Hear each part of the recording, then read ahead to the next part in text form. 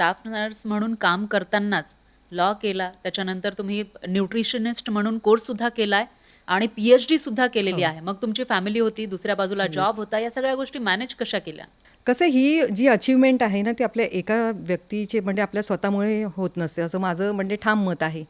कारण जरी माझी खूप इच्छा होती किंवा माझी म्हणजे सातत्य असायचं, कन्सिस्टन्सी असायची माझी किंवा माझी एक इच्छा होती, इच्छाशक्ती मी मग काहीतरी करावं. पण याला तुम्हाला जर इतरांचं सहकार्य नाही मिळालं, म्हणजे घरातलं फॅमिली सपोर्ट मिळाला नाही, तर तुम्ही ह्या गोष्टी करू शकत नाहीत. आणि इव्हन इनफॅक्ट मी म्हणेन की फक्त फॅमिलीच नाही, पण ज्या ज्या वेळेला म्हणजे मी जेव्हा जॉब करायची, कारण आम्हाला मॉर्निंग असायची, इव्हिनिंग असायची, नाईट असायची, तर त्यावेळेला मुलांकडे लक्ष द्यायला कोणी नसायचं. तर अशा वेळेला ज्या हाऊस हेल्प असायच्या, म्हणजे माझ्या गावाकडून ज्या मुली, कारण मी म्हटलं जसं की रोजगार सिजनल एम्प्लॉयमेंट असायचं, फक्त भात शेती हा प्रकार होता. मी कोकणातून आली आहे तेव्हा. तर ते फक्त तेव्हा एक जेव्हा लावणी असायची त्यावेळेला कामं असायची लोकांना, आणि त्याच्यानंतर भात जेव्हा कापायची, जेव्हा हां. ज्यावेळेला शेत त्यावेळेला कामं असायची. इतर वेळेस इतकी कामं नसायची. त्याच्यामुळे तिथल्या मुली बऱ्याचशा मुंबईच्या असं म्हणजे हाऊस हेल्प म्हणून यायच्या त्यावेळेला.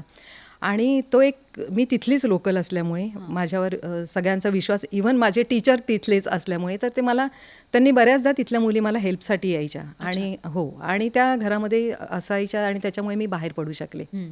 आणि हे श्रेय म्हणजे त्यांचं सुद्धा आहे, आणि माझ्या फॅमिलीनी पण मी बाहेर आहे तर आमचं काही आम्हाला म्हणजे त्या वेळेवर कुठल्या गोष्टी मिळत नाही किंवा काय अशी कधीच तक्रार झाली नाही. इव्हन इनफॅक्ट ते नेहमी मोटिवेट करत राहिले की हे तू शिकलेली आहेस ना, तर तुझं काम आहे हे तूच करू शकतेस. हं. म्हणजे नर्सिंग हे कोणी करू शकत नाही आहे, की तू प्रोफेशनल म्हणजे हा व्यवसाय आहे, तुझं हे प्रोफेशन आहे आणि तू ट्रेंड आहेस, तर तुझं जे आहे हे तू ही जर सेवा केली तर बरेचसे लाईफ सेव्ह करू शकतेस. म्हणजे तू शेजाऱ्यांचा सपोर्ट, लहान मुलं असताना लक्ष देणं त्यांच्याकडे, की नाईट ड्युटीला गेली सगळ्यांना सांगून यायची हां. की वहिनी लक्ष द्या, ताई अच्छा. लक्ष द्या वगैरे असं. आणि त्यावेळेलाचे मोबाईल्स वगैरे नव्हते, हां. लँडलाईन असायचे. हं.